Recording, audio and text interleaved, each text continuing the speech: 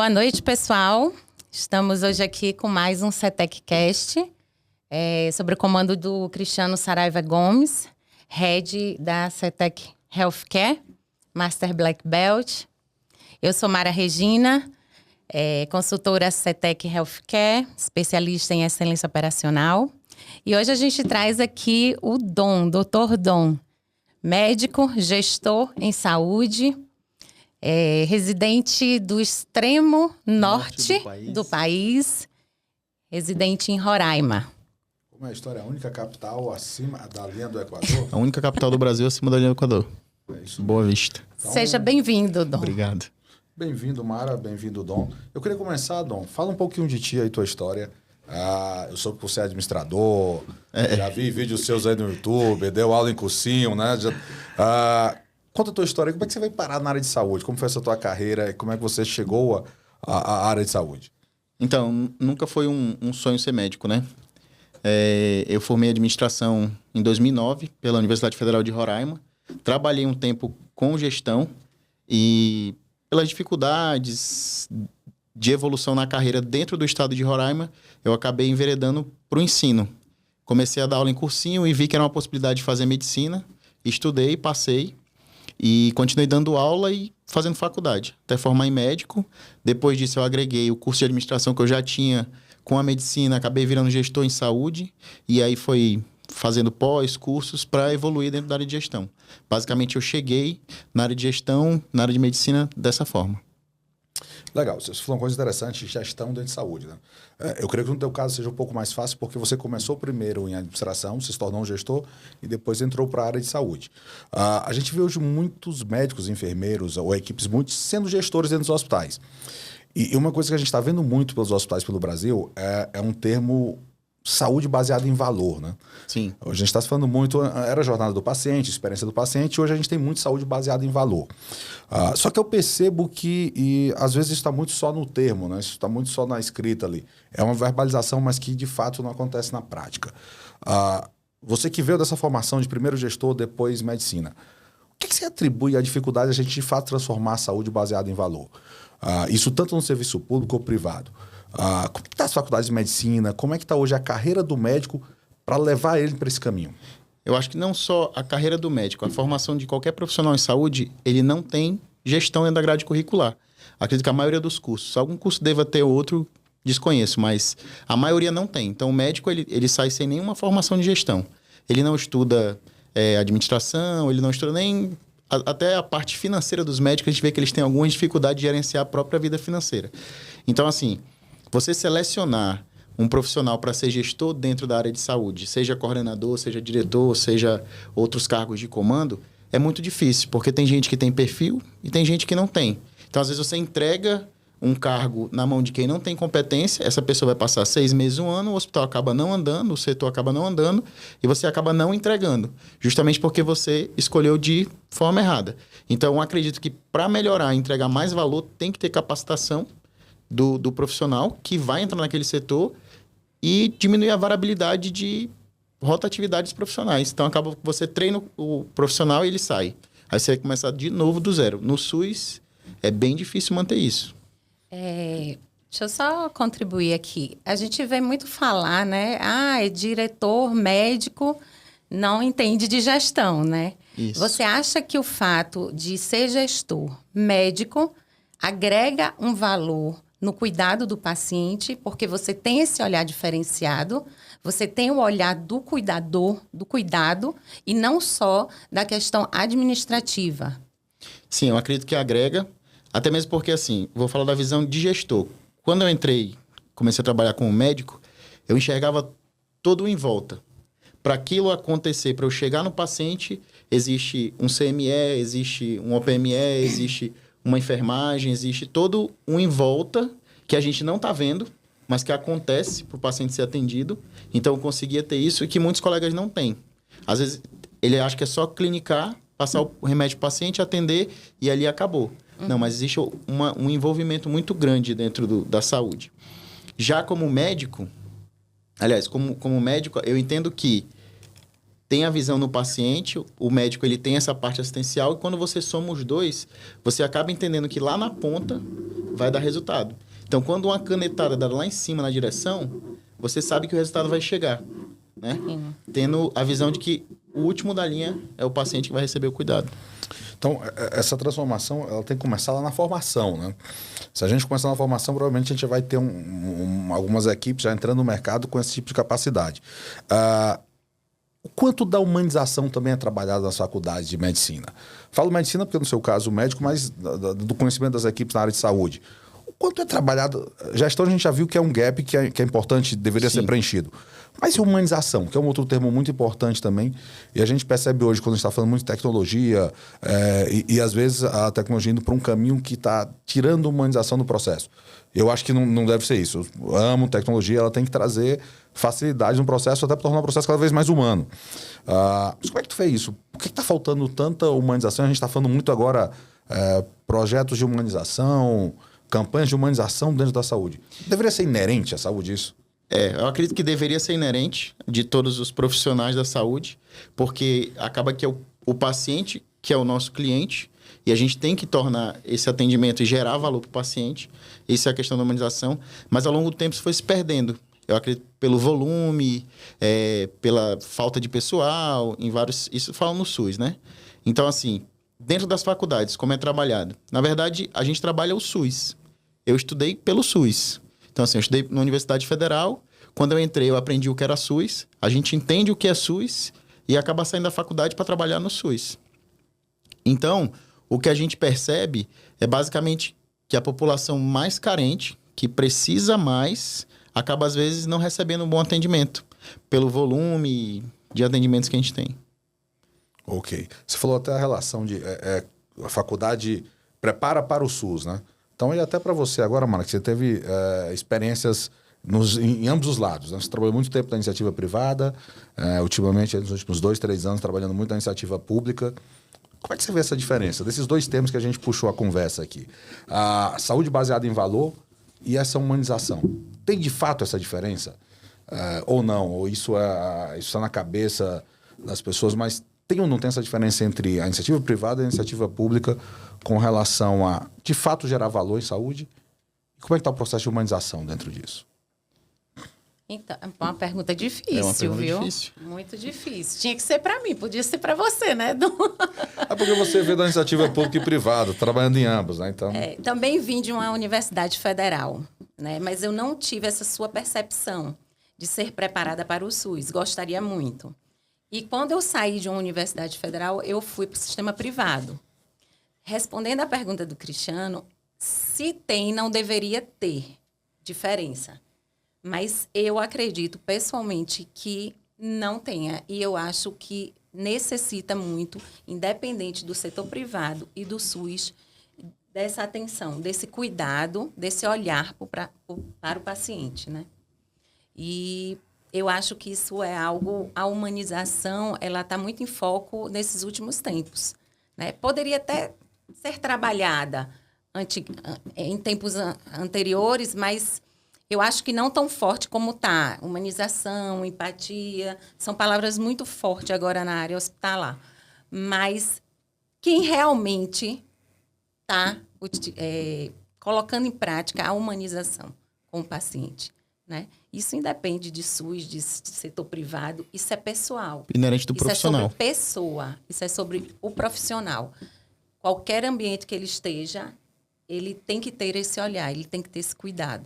Mas eu acredito muito que seja a cultura das unidades hospitalares. Então, dependendo do hospital que você trabalhe, às vezes tem aquela cultura e outros hospitais não têm. Então, é como se fosse uma empresa, né? Se você tem aquela cultura instalada, as pessoas vão acabar trabalhando daquela forma. Se você não tem... Então, no SUS, nas unidades mais distantes, que estão mais descentralizadas, talvez não chegue a humanização da forma que deve ser. Aí você vai encontrar profissionais pontuais que conseguem fazer e outros não. Se destacam, se diferenciam dentro desse mercado. Então, até aproveitando, a gente falou de humanização, você falou de locais um pouco mais distantes. A gente teve agora, recentemente em Roraima, a Roraima passou a ter uma luz televisiva muito grande por causa da crise dos Yanomamis, né? A gente viu tudo que estava acontecendo lá. E também eu acho que não só Yanomamis. Eu tive tive o prazer de estar lá visitando vocês. Eu acho que a gente tem duas grandes problemáticas lá. Você tem a problemática dos Yanomamis, você tem a problemática da imigração, principalmente venezuelana e tudo mais. Como é que tá isso de fato lá? Como é que você enxerga isso? Você estava meio que inserido um pouco também nisso? Era uma crise da área de saúde e uma crise dos povos originários, dos Yanomamis. E também tem uma crise venezuelana muito grande. Como é que você enxerga isso lá? Como é que isso está colapsando ou não a área de saúde? Ou isso é reflexo do colapso da saúde? Na verdade, foram 2 momentos diferentes. O primeiro que aconteceu foi a imigração dos venezuelanos. A gente teve uma crise social na Venezuela e aí começou-se uma imigração desenfreada. A gente recebeu mais de 200 mil venezuelanos em um período de 3 anos. Alguns foram interiorizados, outros não conseguiram, estão morando na rua, em abrigos. Tem mais de 7 abrigos de venezuelanos. E isso realmente impactou no sistema de saúde. Vou dar um exemplo da maternidade, por exemplo, de lá que eu conheço alguns dados. De cada 10 partos, 7 são de venezuelanos. Então, assim, o nosso volume de atendimento para venezuelanos praticamente que compete com o volume dos nossos brasileiros. É claro que todos são assistidos, não se deixa de dar assistência em saúde. E aí agora, com a crise dos Yanomamis, que a gente teve o garimpo, que impactou bastante, e isso fez com que tivesse a crise dos Yanomamis. O que aconteceu? Basicamente, eles têm sofrido com a questão da alimentação, desnutrição, e isso tem agravado. Então, o governo federal entrou em ação, fez um hospital de campanha, está atendendo esses pacientes, mas a gente acaba recebendo também no Hospital da Criança, que eu não conheço tanto porque eu sou do estado, mas o impacto no Hospital da Criança, que também tem um problema dos venezuelanos, porque atende crianças, e acaba que impacta no volume de atendimento, que praticamente não entrava no planejamento das instituições, mas que vai chegando, a porta é aberta, tem que atender. Exato. Mas também acho que tem coisa boa, né? Eu estava vendo os dados do governo do estado de Roraima, dados aí oficiais publicados no site de vocês. No ano de 2022, eu posso dizer que foi um sucesso porque vocês realizaram mais de 30 mil cirurgias, né? Chegaram a zerar filas de cirurgia. E só nos últimos 2 meses eu estava vendo aí, foram 60 mil exames. A gente da CETEC, Healthcare, a gente trabalha muito com metodologias que tragam agilidade, gestão e eficiência ou excelência operacional. E a gente está trazendo tudo isso dentro para a saúde durante um tempo.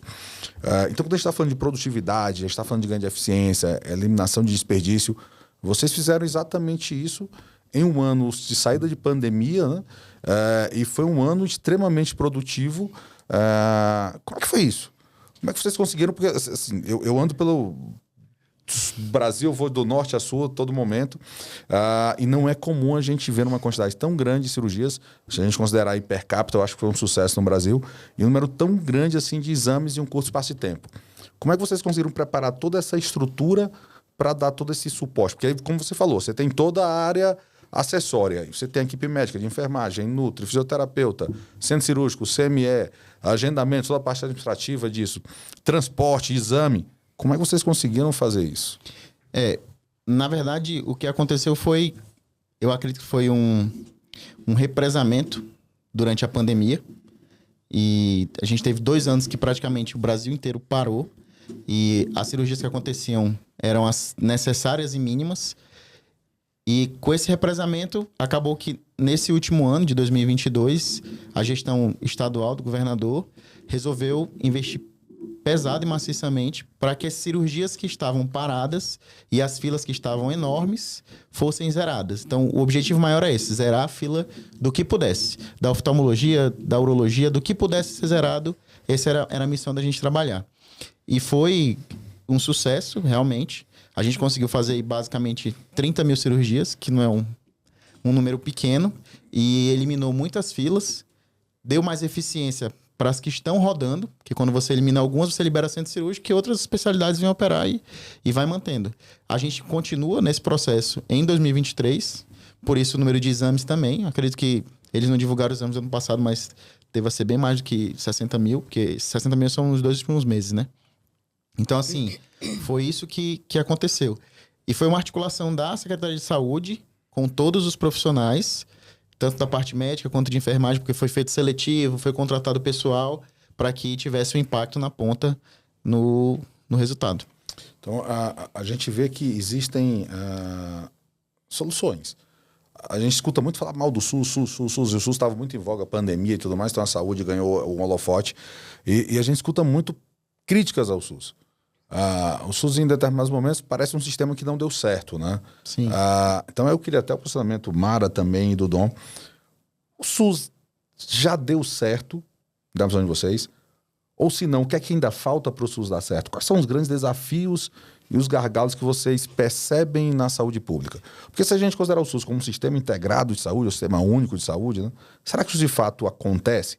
A gente tem iniciativas como essa, você acabou de falar, que um conjunto de pessoas se reuniu, criou um plano bem elaborado, executou bem o plano e teve sucesso. Você conseguiu realizar cirurgias. Isso traz humanização, porque se você está zerando fila, você está trazendo pessoas que estavam lá enfermas em casa e agora conseguiram ter o seu tratamento bem feito, né? Isso é um oásis no meio do deserto? É o que na visão de vocês? Eu ia até entrar com uma pergunta, né? Mas você já deu continuidade. Eu ia até puxando o gancho que ele falou da questão das filas, né? Dessa ação de zerar a fila. E aí eu ia abordar o Dom como o estudioso aí da excelência operacional que ele é, além de médico. Quando a gente toma uma decisão dessa, de um mutirão, de zerar a fila, você, agora, com esse seu olhar que você tem para a excelência operacional, você acha que você atingiu a causa raiz ou medidas foram tomadas posterior para que esse comportamento não se repetisse? Deu para entender a questão? Acredito que a causa raiz em si não foi atingida 100%. Você acaba trabalhando ela, mas são ações pontuais, porque existe um investimento financeiro pesado, que não vai ter o período ad eterno. Porque se fosse ad eterno, a torneira não fecharia. Exatamente. Isso. Você tem restrição orçamentária, né? Você tem dinheiro para tudo, para todo tempo, né? Isso aí eu puxo um gancho quando você me pergunta, o SUS funciona? Então, eu acho, na minha opinião, na minha visão e da experiência que eu tive em contato com o SUS, né? Que esse é o ponto. Às vezes a gente não está atingindo, a gente toma uma atitude, a gente faz uma ação de melhoria, mas a gente não resolveu a causa. E a gente volta a acontecer. Não sei se eu estou sendo clara, sim. mas o que eu acho que falta no SUS é a gente inserir estruturar a base, e deixar ela inserir a cultura, implantar e fazer girar. Não apagar incêndio. Eu entendo que zerar a fila é uma ação importante, tanto uma ação social para a comunidade, para a população, em prognóstico, falando da parte clínica do paciente, mas eu acredito que a gente precisa ter um olhar mais profundo para as ações que são feitas no SUS. Eu resumiria, eu não sei se está sendo muito incisivo, mas são ações, às vezes, muito intempestivas.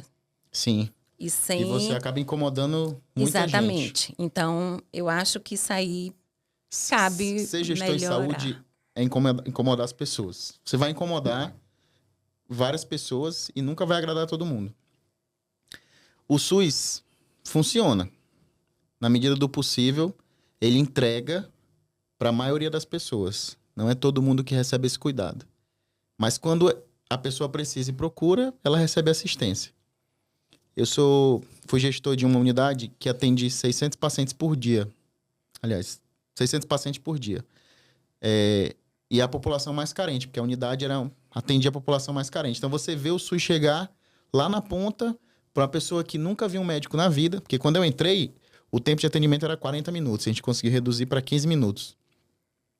E a gente perguntava assim, por que você vem procurar o Cosme Silva, que era a unidade que eu atendia? Porque aqui eu vou ser visto pelo médico. Porque às vezes ele ia no posto de saúde, que era da prefeitura, e era por senha. A pessoa chegava lá, 12 senhas para ser atendido, porque era a quantidade que o médico ia atender, 12 a 16 senhas. Acabou a senha, que ele foi para a fila 5 da manhã, vou pro Cosme Silva E olha o número que você está falando, de 600 atendimentos dia para um local que eu vou lá só tem 12 senhas. Isso, não, na verdade, eram vários postos de saúde, mas você tem uma drenava tudo pro... Exato, você tem uma limitação, né? Aí o paciente com dor ia ter que se deslocar para um outro posto, porque a senha ali já venceu. Realmente isso é um pouco complicado, né? E ele prefere esperar 4 horas do que... Porque ele sabe que vai ser visto pelo médico. Então, o SUS entrega nessa parte. O que eu acho que melhoraria muito para o SUS funcionar mais. Reduzir a variabilidade da rotatividade dos profissionais. É difícil. Quase que impossível a gente não ter uma rotatividade. Mas, se criar o plano, for instituído, e a pessoa que entrar continuar a execução, sem desviar muito, porque cada um vai ter o seu estilo de gestão, eu acredito que a gente consiga entregar. Então, por que a gente, às vezes, tem a fila, zera a fila, muda o gestor e volta a fila de novo? Porque, basicamente, o plano não é seguido. Então, se tiver um plano e for sendo seguido, acredito que... Então, assim, basicamente, a descontinuidade é um grande problema. Acho que é o grande desafio, né? Em todas as áreas, né? Em todas as áreas. Você pensa em você investir em um profissional... Primeiro, você fazer um filtro de entrada do profissional, trazer um profissional altamente capacitado. Depois você investir em capacitação interna dele. Fazer com que ele siga um plano ou execute um processo. E depois ele sai. Só que se eu tenho um processo, uma cultura muito bem fortalecida, indiferente do profissional sair ou não, obviamente cada um vai ter o seu talento ali, vai deixar a sua dedicação, mas você deveria ter profissionais que entrassem e seguissem o mesmo processo. Que mantivessem o ritmo do que está sendo estabelecido. Né? Quando você quebra esse elo e você não tem uma cultura muito forte, obviamente... É questão cultural. A variação vai acontecer, você vai perder algo, vai ficar algo pelo caminho. Né? Que nem a gente estava conversando antes sobre o hospital que eu visitei hoje, o Hospital Santa Catarina. Vila Santa Santa Catarina, que é gerido pelo Einstein. Eles fazem o safety huddle todo dia, 8h30. Todo dia. Eu até perguntei, todo dia. Se algum daqueles profissionais que fazem for demitido por algum motivo e entrar outro, ele vai ter que se adequar. Ele fala assim, não, hoje eu não vou fazer o safety huddle. Por quê? Se tá todo mundo fazendo. Então, acabou que isso se tornou cultural. Se tiver a variabilidade profissional, ele vai ter que chegar e se adequar àquela realidade, porque é aquilo que existe e acaba que... Ou seja, existe um padrão instituído na organização e esse padrão é seguido diferente das pessoas que estão nele. Mais uma vez, é reforçar o processo, né? Quando você falou muito de excelência operacional, né? Falou pouco sobre excelência, falou o termo, né? Quando a gente está falando de excelência operacional, basicamente a gente está falando de 2 metodologias que hoje viraram uma só, né? Lean Six Sigma, né? Que fala muito sobre isso. Uma está muito focado em agregar valor e reduzir desperdício, e outra está muito focada em redução de variabilidade para você garantir qualidade final do processo. E na saúde isso foi muito tardio, né? Na saúde isso chegou muito tarde. O Einstein iniciando isso lá atrás, essa jornada no Brasil e tendo sucesso. Um exemplo disso é o Santa Catarina, que você acabou de falar, que visitou e viu esse padrão muito bem estabelecido, né? Que é um hospital público. Que é um hospital público, diga de passagens, né? Que é um hospital público, então, mas consegue estabelecer esse padrão. Que é quando eu chamo oásis no deserto, é mais ou menos isso. A gente vê em hospitais públicos aí com grande sucesso no que fazem. Mas qual a dificuldade disso virar padrão para os demais? Porque da mesma forma que você tem uma rotatividade que prejudica, porque gera descontinuidade, essa rotatividade, se eu sou um profissional que estava adequado a essa cultura, saí e fui para outro hospital, por que eu não levo isso? Isso é uma pergunta, é uma incógnita difícil. Talvez até leve. Mas aí você chega e enfrenta as barreiras. Porque, que nem eu falei, lá eles têm o safety huddle todo dia. Então, quem entrar vai ter que se adequar. Quando esse profissional que foi demitido entrar em outra unidade, lá eles vão ter outra cultura. Então, se ele chegar lá e for fazer assim, esse cara é diferentão, vai querer fazer as cores da cabeça dele aqui. Ou seja, a cultura que está lá não vai permitir que ele chegue com essa mudança. Né? Aí ele vai ter que ter formas de fazer isso. Dependendo do carro que ele ocupar, talvez ele consiga. Porque assim, ele vai chegar e tem um diretor acima dele. O cara, não, a gente não quer fazer isso aqui não. E aí acaba cortando ali, já cortou, ele vai ter que se adequar àquela cultura que vai estar... Não precisa responder, mas às vezes eu fico me perguntando, mas por que a pessoa não vai querer fazer isso? Não? É algo assim impressionante. Para trazer... o meu papel ali como servidor público, o seletista não, mas eu estou ali como servidor público, por que eu não gostaria de fazer isso? Não vou atender a população? Não, isso vai gerar valor, não? Tem uma característica no SUS que eu tenho percebido que é muito comum a gente ver. Quer dizer, eu fiz isso a vida toda dessa forma. Chega fulano, de uma hora para outra, diz que eu não estou agregando valor e resolve mudar todo o meu processo. Então, existe uma resistência muito grande das pessoas, entendeu? Principalmente se elas estão há muito tempo fazendo daquela mesma forma. Então, essa resistência pessoal é muito grande. Sim. Eu sinto muito grande. E só complementando a questão do Lean Six Sigma, para o SUS, eu acho que é um grande presente. Porque é uma forma que a gente chega perto de tentar fechar essa conta. Então, ter esse olhar de eliminar desperdício e variação para o SUS, como gestor, você pode concordar ou não comigo, seria uma arma muito forte, entendeu? É um investimento no longo prazo, né? Investimento Exatamente. no longo prazo. É o investimento no longo prazo e o desafio é a descontinuidade, exatamente. Porque tudo a longo prazo, o grande desafio vai ser sempre a descontinuidade. E perder padrões, né? Porque eu vejo assim, depois de ter estudado excelência operacional, você acaba tirando a impessoalidade. Você deixa de ser pessoal nas suas decisões e passa a ser impessoal. O que você foca é o resultado no final, mais a humanização. É isso que acaba trazendo pro SUS, o Lean Six Sigma. Você acaba tirando a impessoalidade e somando com a humanização. E se o gestor tiver na cabeça que a ponta vai ter um paciente beneficiado, acabou.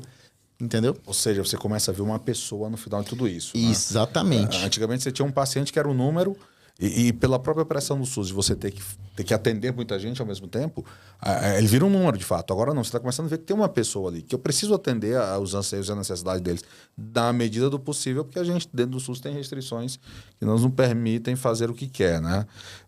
Mas interessante, aí vocês falaram em assistência operacional, vamos trazer um pouquinho o que seria isso, né?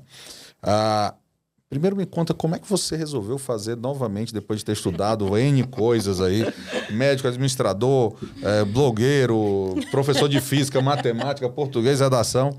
Curioso. Curioso, né? Eu sou de Química e Biologia só. Química e Biologia. Pronto.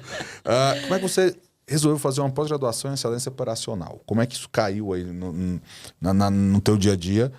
E o que é que isso mudou no dom como médico e no dom como gestor? Na verdade, foi uma proposta da Secretaria de Saúde. Na época, eu era diretor do segundo maior hospital do estado. E eles elencaram alguns gestores das unidades para fazer o curso, que era disponível pelo PROAD do SUS, oferecido pelo Ministério da Saúde. E acabou que eu aceitei a proposta e comecei a estudar. Eu tinha um pensamento antes de começar a estudar, porque assim, eu nunca tinha ouvido falar de excelência operacional. Aí fui dar uma estudada, entendi um pouco, mas não sabia realmente do que se tratava.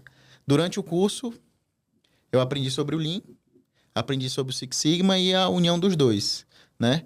E o que mudou na minha cabeça de gestor? Exatamente isso que eu acabei de falar. Você acaba tirando a impessoalidade e de tirar as coisas da cabeça, entendeu? Então, assim, por exemplo, eu tô lá sentado na minha cadeira, tenho os dados e acabo tomando uma decisão baseada naqueles dados.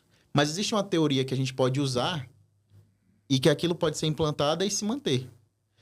Cultural dentro da instituição. Mesmo no SUS. É difícil? É, porque você vai incomodar muita gente. Porque existem muitos vícios de muitos profissionais. Então, quando você enxugar, quando você melhorar, quando diminuir a variação, você vai incomodar quem não trabalha. E acontece. Entendeu? Acontece bastante. Infelizmente isso acontece bem, né? E onde é que está o valor de tudo isso, né? Mais uma vez, me pergunto, né? Você falou, o Lean Six Sigma é um método, né? Você precisa ter um método. Segue um método que as coisas provavelmente vão dar certo, né? Fazer da cabeça sem um método nenhum, a probabilidade disso dar certo é muito mais difícil. Só que a medicina, ou a ciência de saúde, é uma ciência focada em método. Como pode as coisas não se conversarem? É uma ciência que é focada em método e você não segue o método para fazer isso acontecer. É curioso isso. Fico me perguntando às vezes e não consigo encontrar a resposta. Aí eu vou te colocar um ponto. É porque na faculdade o profissional não é treinado para ter essa visão. Por exemplo, eu formei numa faculdade que o método é diferente. Não é um método tradicional, ele é um método baseado... chama PBL, Medicina Baseada em Ensino, né? Que é um método que a gente faz tutorial. Então, o aluno, ele é obrigado a aprender a estudar, sozinho. Porque a gente tem uma parte da faculdade... Tem aula com o professor? Tem. Tem as aulas em grupo? Tem. Mas o principal do método é você sentar a bunda na cadeira e ler. Só... Essa é a metodologia. Só que isso você aprende medicina. Aí chega lá na frente, se você for uma pessoa da cabeça mais aberta, você vai expandindo para outras coisas. Para finanças, para melhorar a sua vida, para gestão, para você... Porque você acaba sendo um líder de equipe. O médico em si, quando ele forma, ele vai ser líder de equipe de alguma forma. Mesmo que seja o mínimo possível. Se eu estiver no pronto atendimento, eu vou ter o enfermeiro que vai estar subordinado, eu vou ter os técnicos, eu vou ter toda aquela equipe que vai estar comigo. Eles não são em si meus subordinados, mas eu estou ali liderando aquela equipe. Mas faz parte de uma equipe que você acaba... Ok. E aí eu entendo que não existe esse treinamento. Então, quando eu sento na cadeira de gestor e eu vou estudar sobre o assunto de gestão em saúde, você vê que é completamente diferente. E aí você acaba aplicando. Então, eu não tenho como cobrar de alguém que nunca viu aquilo na gestão. Interessante. Eu acho que é uma oportunidade de se reinventar dentro da educação, a grade curricular. Como reinventar isso, né? Porque isso fica muito complicado. Eu acho que deveria ter uma cadeira de gestão em toda faculdade de saúde. Para o psicólogo, para o enfermeiro, para a equipe multi em geral. Porque todo mundo vai... Em algum momento você vai ser gestor. Sim, sim. Ou você vai ser gestor de processos. Não tem muito o que fazer. Ou você faz parte de um processo da qual você precisa entender um pouco de gestão para melhorar, entender como é que isso funciona. Você falou de projetos aí, de método. Qual projeto que vocês estão tocando agora lá no PROAGE? Qual foi o tema? E como é que está funcionando essa melhoria contínua aí dentro do hospital, que vocês se proporam a melhorar? Como é que está funcionando a implantação do Lean Six Sigma? A gente já está há um ano, né? O projeto que eu fiz parte era o tempo de redução de permanência dos leitos de clínica médica do hospital que eu era diretor, que é o Hospital das Clínicas. Não estou mais na gestão, mas continuo trabalhando na unidade, então a gente consegue tocar o projeto. Então, redução do tempo de permanência dos pacientes. A gente conseguiu reduzir o tempo de permanência em 1 dia e meio nesse período que a gente implantou. A nossa meta é diminuir em 7 dias. Então, assim, está um pouco distante da meta, tá? Mas só esse ganho aí já deu um resultado bem satisfatório. A gente já percebe o giro de leitos dentro da unidade. E com pequenas mudanças que foram feitas, que não geraram um custo tão grande, apenas força que já existia. Porque você reduzido... Está um pouco distante da meta, né? Mas 1 dia e meio, você já consegue girar esse leito bem. É outro paciente que você consegue trazer e estabelecer lá a linha de cuidado dele. E é um paciente também que está indo para casa mais cedo sem nenhum prejuízo da qualidade do atendimento, né? Sim. Na realidade, ele está sendo tratado de forma efetiva antes do que era anteriormente. Então, você tem um ganho aí tanto para o paciente em si que está saindo mais cedo, quanto você abre espaço para um paciente novo que pode chegar, né? Porque o nosso trabalho em si ele não focou no atendimento do paciente, ele focou na burocracia que envolve o processo. Então, se a gente enxugar as burocracias, a gente acaba reduzindo o tempo de internação e isso impacta muito financeiramente para as unidades. Ou seja, você está tirando tudo que não agrega valor dentro do processo, né? Exatamente. Que é a lógica do Lean. Tira o que é desperdício e tenta construir aí um processo mais estável para que você consiga girar e atender mais gente, né? Ô Dom, o plano terapêutico, você acha que é uma realidade próxima para as unidades SUS? A previsão de alta, ela é fácil de implantar? Você como médico, eu sei que parte todo de uma decisão de uma equipe multidisciplinar, né? Até nas reuniões de huddles diariamente, a gente vai discutindo isso. Mas em algumas unidades eu vejo que isso ainda é uma prática distante. Então, é para você um ponto de dificuldade implantar plano terapêutico previsibilidade alta? Aí só um ponto para complementar. Eu fiquei surpreso o quão raro é os hospitais públicos terem plano terapêutico com linha de cuidado e com previsibilidade alta pré-estabelecida no momento da internação. Então, surpreendeu isso aí. O profissional de saúde, quando ele é formado na academia, ele sai com conhecimento. Vou dar um exemplo aqui de pneumonia, de como tratar uma pneumonia. E ele tem uma noção de que aquilo ali pode durar de 7 a 10 dias ou pode se estender um pouco mais. Na cabeça dele é aquilo. Quando você chega numa instituição que tem um plano terapêutico, você vai chegar lá, olha, o primeiro antibiótico você vai usar esse, para você ter o segundo, você tem que chamar a CCIH para poder instituir a segunda terapêutica. Na maioria das unidades SUS não tem isso. É da cabeça do profissional e é do antibiótico que tem. Às vezes você não tem a primeira escolha. Você vai ter a segunda e isso já gera variabilidade. É claro que o plano terapêutico tinha que ser instituído pela gestão, direção clínica da unidade. que é um médico que gere, que é eleito pelo corpo clínico. Então, é ele que vai determinar ali os planos terapêuticos, pelo menos das coisas mais comuns que eu tenho na unidade. E isso vai me dar uma previsibilidade alta. Quem vai fazer? Um médico. Às vezes ele não tem. Ele foi eleito porque ele era o cara mais gente boa da unidade. E aí você entrega um cargo extremamente importante para alguém incapacitado na parte de gestão, não na parte médica, né? Ele pode ser um ótimo profissional, mas ele acaba não entregando o valor que é necessário. E aí se perpetua os vícios que já existem na maioria das unidades. Por isso que é difícil você implantar no SUS. Mas depois que isso acontece, quando você... Eu já trabalhei em unidade que tinha plano terapêutico. Você entrava lá no computador, tinha prontuário eletrônico, F7, aí você via. Vou fazer isso, isso e isso. Isso é um padrão, né? Porque isso facilita pro médico, principalmente os mais novos que estão entrando agora. Facilita pro profissional. Facilita muito pro profissional. Porque ele tem lá um plano para ele que vai dar segurança a ele. Porque ele sabe que tem um roteiro a seguir, um plano muito bem elaborado, que alguém já estudou e testou e validou isso. E principalmente o paciente, né? Então, assim, é algo sensacional que eu não entendo também, mas por que não implanta? Mas você está dizendo os motivos aí bem, né? Tem vários motivos, né? Mas se começa sendo aplicado, é porque é tempo, a temporalidade aí é um... Eu acredito que eu aprendi ao longo desses anos que eu venho estudando que o tempo é o mais importante. Em qualquer coisa que você for fazer, nas finanças, no seu trabalho, demora um tempo para maturar as coisas. Então, o trabalho de formiguinha leva tempo. Então, hoje você pode fazer o primeiro plano terapêutico, aquilo foi legal, o pessoal começa a aderir, aí você faz o segundo, o terceiro e vai fazendo. Cria um MVP isso lá. Vai ganhando força, né? Exatamente. Isso vai ganhando força. Você vai tentando, mas precisa você vai escalando dessa pessoa isso. que tá ter apoio dos outros. Mas tem que ter alguém que conduza isso. Tem que, ter alguém que conduza, tem que ter alguém capacitado para isso. Tem que ter alguém capacitado para isso, senão não consegue. Esse eu entendo que seja um dos grandes desafios. Né? Mas vou pegar Roraima, não estou lembrado do número de cabeça, mas eu acho que quase 90% da população é dependente do SUS. Está de 90% a 92% esse número. Eu acho que é próximo dos 100. Quase. Assim, é um estado extremamente dependente do SUS. Né? Eu acho que é uma das maiores dependências do SUS do Brasil. Deve estar ali entre Amapá, Roraima e Acre. A necessidade é imensa dentro dessa localidade. Pensando em o que você está aprendendo aí na pós-graduação, você está aprendendo em excelência operacional, o que você está aprendendo em Seis Sigma, o que é que vocês planejam daqui para frente ainda de projetos? Como é que você acha que isso vai se encaixar na tua rotina, no teu dia a dia como médico? Como é que tu está vendo isso contaminar os outros médicos ao teu redor, as equipes ao teu redor? Como é que está funcionando isso? Você acha que quão distante a gente está desse sucesso pleno em implantar excelência na saúde? Então, eu acho que está distante, mas esse distante reduz se começar a ser feito.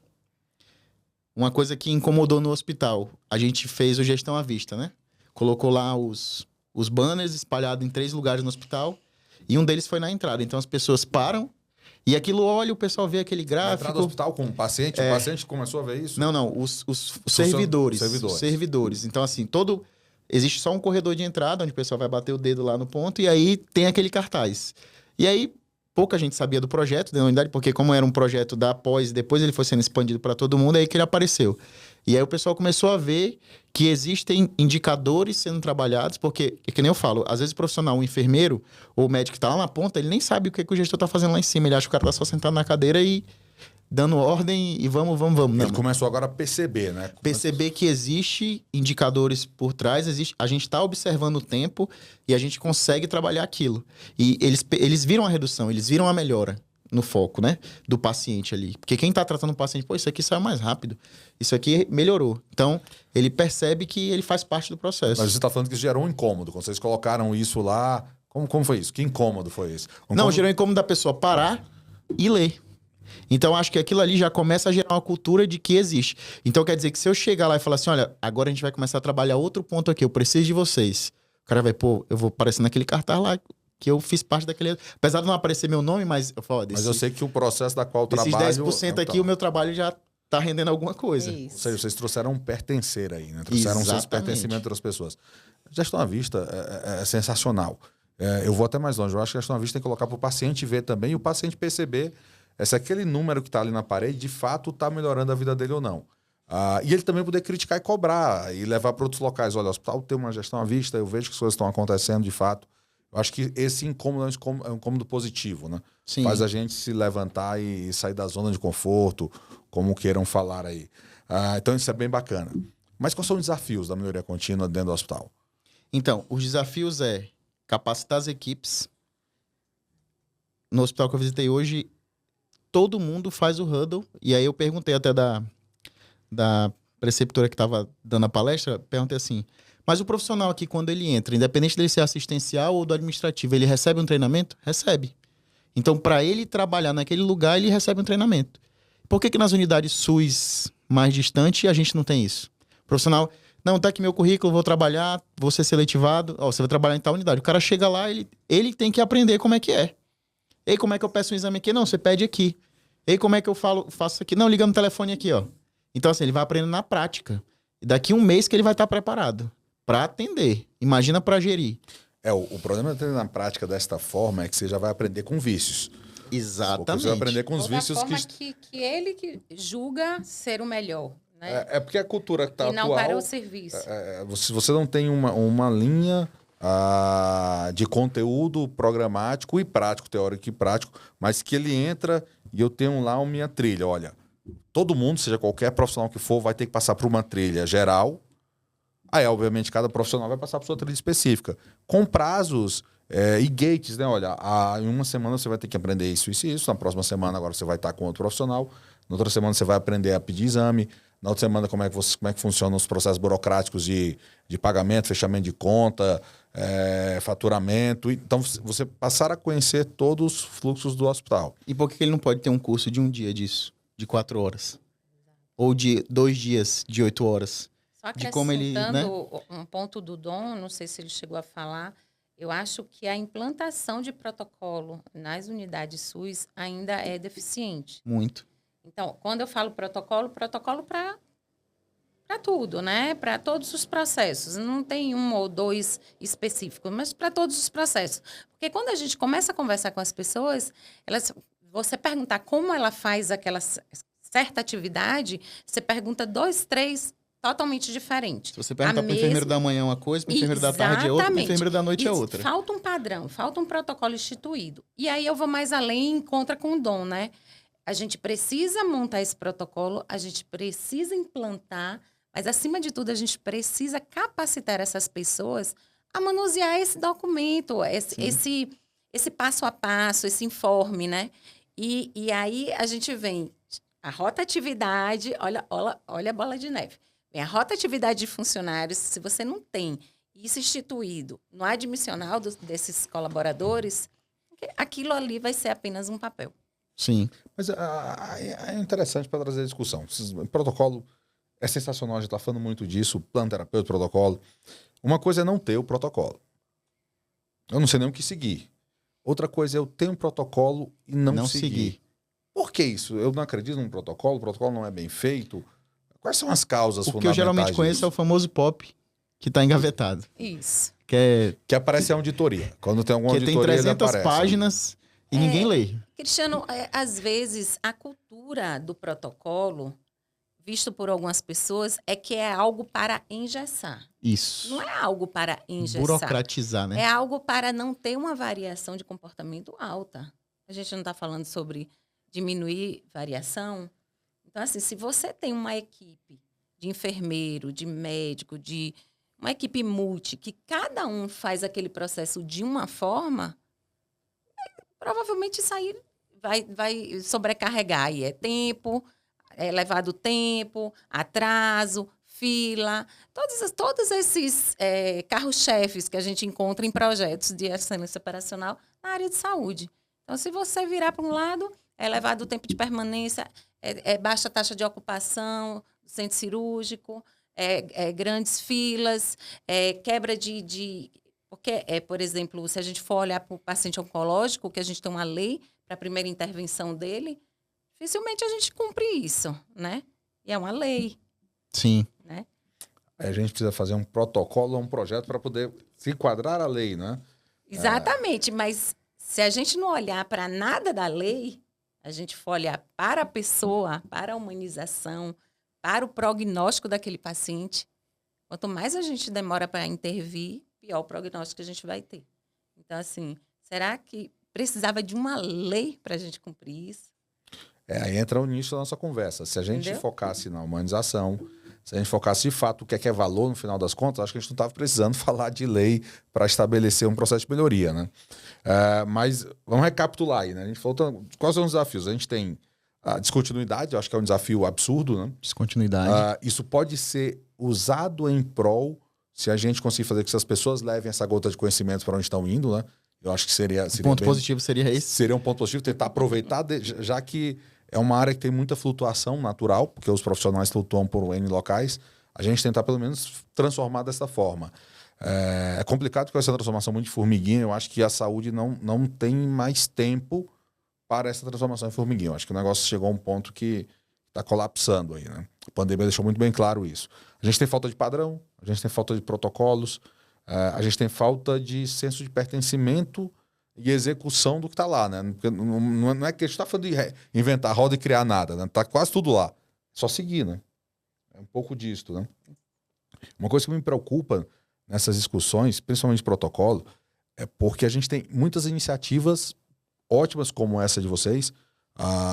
Em Roraima, a gente tem 2 iniciativas, tem uma da prefeitura, tem uma com vocês no estado, tem iniciativas acontecendo pelo país. Só que cada uma está criando seu protocolo. Isso vai chegar um momento que vai ter realmente uma falta de padrão tão grande, porque cada um está fazendo o seu movimento e as pessoas se conversam um pouco para estabelecer movimentos únicos, né? E isso vai gerar uma confusão na frente também muito grande, né? Se a gente olhar para o foco que é a segurança do paciente, isso é extremamente importante, o protocolo, né? Então, num hospital, as chances de alguma coisa dar errada com a pessoa que já está debilitada é muito alto. Se você não tem um padrão, se você não segue, né, uma orientação, pode ter consequências graves. Sim. Eu volto lá atrás. Academia.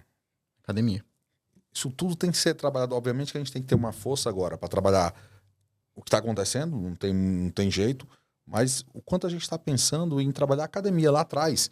Como é que a gente está trabalhando na formação dessas pessoas que estão dentro da área de saúde, que serão os profissionais de saúde do futuro? Os médicos, os enfermeiros, os nutricionistas, os fisioterapeutas. Como é que a gente está trabalhando os profissionais do futuro da área de saúde? Isso é uma grande preocupação. Porque a gente está discutindo isso e a gente já está atrasado nessa discussão, né? Pensando em outros segmentos. E a academia ainda não está nem se movimentando para essa discussão. Eu acredito que planos pilotos dentro da academia com cadeira de gestão seria um processo inicial para mostrar que isso geraria melhoria dentro da área de saúde, porque gestão é uma coisa que você vai aprendendo todos os dias. Não adianta você falar assim, não, vou sentar aqui, ler esse livro aqui e vou sair gestor. Não, você vai aprender gestão todos os dias. Então, se o cara aprende na academia, quando ele sai, ele chega no hospital, ele tem um curso que ele é obrigado a fazer porque ele está entrando naquela instituição. Aí já vem novas teorias. Aí, durante esse processo, ele vai se capacitando, ele vai melhorar e vai entregar resultado. Independente, às vezes, dele nem sentar na cadeira de gestor, não. Mas ele sabe que ele faz parte daquele processo e que aquilo vai gerar valor no final. Dom, a gente está falando, né? O Cristiano falou muito bem aí da questão da academia, né? Do lá atrás.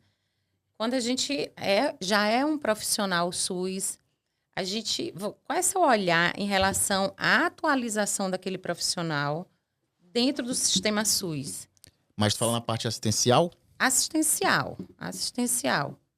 Na verdade, hoje, no Brasil, a gente tem os programas de residência, que é a continuidade. Mas, em si, no Brasil, a gente não tem reciclagem dos profissionais. Seria uma coisa, assim, extremamente, assim, um ponto bem importante. Eu ando muito reflexivo ultimamente, né? Esse dia eu estava numa discussão com alguma turma de aluno e eu fiz uma pergunta seguinte. Pessoal, me falem uma sumidade japonesa. Pode ser esportiva, artística, a área que você achar melhor. Fala um nome aí de um grande conhecido no Japão. Ficou todo mundo assim não parado. tem, né? Aí. Acho que alguém falou a Akira Kurosawa. Tirou o nome lá do... Eu com certeza ia inventar um diretor de cinema lá atrás. Então, mas é difícil a gente trazer na nossa memória facilmente. Eu falei, tá bom, pessoal, vamos facilitar. Diga um australiano. Falaram Russell Crowe. Aí falaram o nome dos artistas aí, volta, eu tenho uns aí. Aí, então me diga um alemão. Aí deve sair só Schumacher, provavelmente. Aí um outro, Angela Merkel. Mas você não tem grandes personalidades desses países que se destacam como heróis. E por que eu trouxe isso, né? Essa discussão eu puxei, provavelmente que eu estava ali tentando puxar uma discussão em sala e cheguei na discussão da academia que a gente de fato está preparando profissionais de saúde, está preparando médicos, está até preparando gestores, ou a gente está preparando heróis? Obviamente que a área de saúde se mostrou na pandemia, aí são heróis, de fato são heróis. Mas o quanto a gente está focando só em ser herói e apagar incêndio, ou o quanto a gente está pensando nesse gestor com um aspecto mais amplo de forma de trabalhar, de realmente pensar em cuidado, pensar em valor, não pensar no eu vou lá e resolvo, tá bom, cheguei lá e resolvi tudo isso. Não, o quanto eu quero criar processos, criar padrões, que independam da minha personalidade, como o Dom falou algumas vezes, aí tirar a personalidade do negócio. O quanto eu estou criando equipes que de fato trabalham como equipes, que não querem ser heróis com relação a herói de aparecer mais do que os outros, ou de apagar incêndio, chegar... eu acho que isso o quanto a gente está fazendo isso. Aí nessa discussão trouxe outra, né? Quando a gente vê tem um seriado aí isso um médico me falou, olha, Cristiano, o que matou a saúde foi esses seriados de... tipo House, esses seriados americanos de plantão médico e tudo mais. Grey's Anatomy. Por que era o seriado? O seriado era o médico que chegava lá, o cara e por si só, na forma extremamente heróica, ele olhava e já traçava tudo, resolvia tudo sozinho, como se fosse tudo muito simples, fácil. E todo mundo olhava aquilo, que lindo, maravilhoso. O médico chegou, olhou, bateu pro exame, como se tivesse todo um processo por trás extremamente trabalhoso para que isso acontecesse. Então, eu queria puxar só esse tema com vocês. Quanto de fato realmente a gente está criando heróis com esse termo heroísmo que eu falei, não heroísmo de altruísmo e tudo mais, mas quando a gente está criando pessoas que são focadas só em apagar incêndio e que isso vai totalmente de encontro ao que a gente está falando de padronização, de variabilidade, de estabelecer protocolo. E se a gente vê esses países que eu citei, são países altamente disciplinados. Por que a gente não tem grandes personalidades que a gente consegue lembrar de cabeça? Porque o foco não é na pessoa. Sim. O foco é na comunidade, o foco é no processo. É no resultado. O foco é no resultado. Aqui o foco é na pessoa, né? Alguém quer receber o mérito, né? Exatamente. Eu fiz isso. Mas você é substituível, né?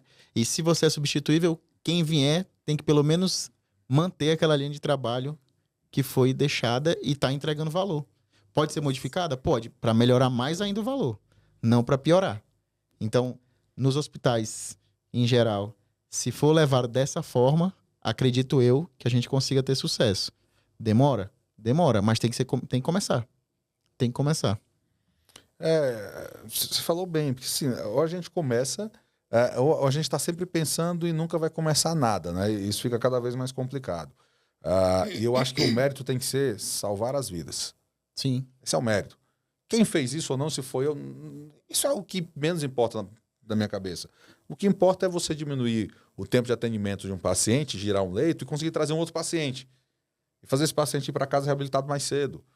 Como você falou, você conseguir traçar um diagnóstico oncológico mais rápido, garantindo então agora um cuidado mais rápido com a probabilidade de sucesso no final muito maior. E isso eu acho que é o mérito, né? Se eu participei disso, ótimo, quero participar cada vez mais, mas não foi eu, né? É um processo. Sim, São pessoas tratando de pessoas. No final das contas, a gente está falando disso, né? Pois é isso, pessoal. Eu acho que a gente está terminando aqui mais uma vez. A gente está aí no nosso novo episódio do CETEC Cash. A gente está aqui com o Dom, nosso grande parceiro aí, falou muito, cara estudioso, deu para ver pelo bate-papo aí que conhece muito. A gente está aqui com a Mara mais uma vez. Para a gente terminar, Dom, uma última pergunta aí. Quais são as perspectivas de futuro? O que você vai fazer agora com todo esse robustez e bagagem de conhecimento? Quais são os próximos passos aí do Dom, desbravando a saúde, implantando a ciência operacional? Como é que você está aí? Então, hoje eu estou atuando apenas como médico, eu deixei a gestão, por alguns projetos pessoais que eu tenho traçado para os próximos anos. E aí havia a necessidade de eu fazer isso porque tomava bastante tempo. Na questão de educação, acredito que eu vou progredir vou fazer o Black, Master, e aí vai, para agregar basicamente ao currículo e ao conhecimento, porque pessoas que se incomodam assim que nem eu, todo tempo você não consegue parar de estudar. Porque você fala assim, não, vou parar agora, tá bom, quero mais estudar, mas não consegue. Você está sempre procurando alguma coisa para ler, alguma coisa para estudar e para... Provavelmente jamais a gente vai conseguir parar, porque tem tanto conhecimento ainda no mundo para adquirir. Aí só um ponto. Né? O Dom falou de... Quer continuar estudando, Green, Black. Dentro da ciência operacional, quando a gente está falando de Lean Six Sigma, a gente tem algumas faixas de conhecimento. A gente tem White Belt, Yellow Belt, Green Belt, Black Belt, Master Black Belt. A gente tem agora os métodos ágeis sendo muito bem inseridos na área de saúde. Então, essas faixas basicamente incorporam uma quantidade maior e robustez de conhecimento devido à complexidade dos projetos que você vai trabalhar. Sim. Então, aí o Dom vai seguir isso aí, não vai parar mais nunca, né? Eu sou o Green atualmente, né? Vamos ver se eu chego aí no final da linha. Não, vai chegar, com esse vai chegar perfil com aí certeza. vai. Com certeza. Mara, queria agradecer também aí, você fez nossa abertura, quero agradecer você mais uma vez aqui com a gente. Acho que você desbravou esse caminho que o Dom está desbravando agora, né? Tá tendo contato agora com uma outra realidade, que é a saúde pública, muito tempo saúde privada. Queria agradecer mais uma vez e eu acho que a gente tem que gerar esse entusiasmo e contagiar cada vez mais pessoas para a gente conseguir ter sucesso nisso. Eu acho que o SUS tem solução, a saúde tem solução. Só que eu acho que ela está chegando no momento que essa solução está ficando cada vez mais complexa e vai ficar mais cara. E a gente tem que agir rápido, porque a situação está um pouco complicada, né? Perfeito. Muito obrigado, Mara. Muito obrigado, Dom. Eu que agradeço. Últimas Obrigada, palavras aí de Dom. ambos. Obrigado. Tranquilo, Dom. Quer falar algo? Finalize depois, Mara. Finalize aí pra gente também, que você Vou quiser. deixar a Mala finalizar primeiro aí. Então, a gente falou muito do SUS, né? Eu acredito no SUS, né? Eu tenho o SUS aqui, eu vivi perto do SUS esses últimos tempos e não é sobre mais um projeto. É sobre entregar para a população, né, uma condição de tratamento, uma condição de atenção personalizada. Então, assim, quando eu falo de mais um projeto de melhoria contínua dentro do SUS, não é sobre um projeto, é sobre pessoas que a gente está multiplicando esse cuidado com a população e em prol da população, somente em prol da população. Então, eu acho que o SUS, sim, ele tem que crescer bastante, porque o único beneficiário é a população. Eu acredito que a gente possa ser modelo referência mundial. Na verdade, alguns já falam isso, mas a gente tem muito mais para entregar. E isso basicamente deve ser feito colocando uma sementinha em cada um. E isso vai sendo entregue, vai multiplicando, pra gente conseguir chegar no resultado. Então vamos lá, vamos chegar. Podem contar com a gente, podem contar com a CETEC Healthcare para isso. A gente está aqui, é super parceiro. E a gente quer transformar. A gente acredita na transformação. Eu acho que a gente vai chegar lá. Sim, o Dom já é um perfil multiplicador. Valeu. Que não obrigado. pare nunca. Obrigadão, pessoal. Valeu. Valeu, Dom.